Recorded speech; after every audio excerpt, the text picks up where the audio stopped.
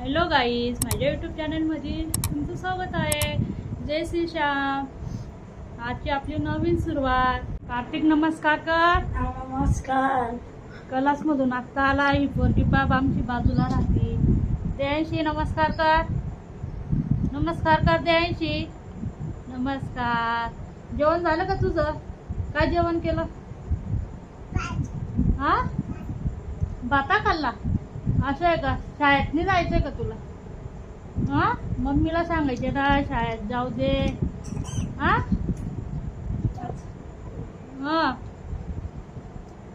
चला आता आपण आहे ना थोडंसं घराचं आहे ना जाय फटकून घेऊ. थोडं नुसतं घरामध्ये ना पसारा होऊन गेलेला आहे. ते पाऊस पडत होता ना, पुरं वल्ल चिम्म असं भिंतींना असं येऊन गेलेला आहे.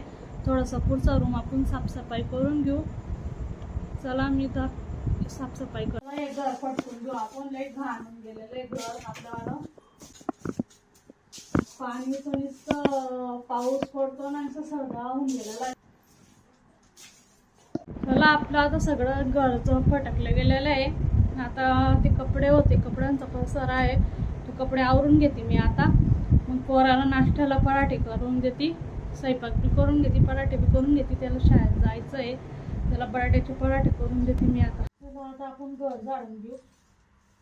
सगळं घरातलं जाळी फटकलं गेलं. जातं घरात. पोरासाठी आपण पराठे केलेले, बटाट्याचे पराठे करते मी पोरासाठी नाश्त्याला. तो शाळेत चालला ना, त्याच्यामुळे तो डबा घेऊन जातो. नाही त्याला सांगते मी डबा घेऊन जाय, नाही ऐकतो तो.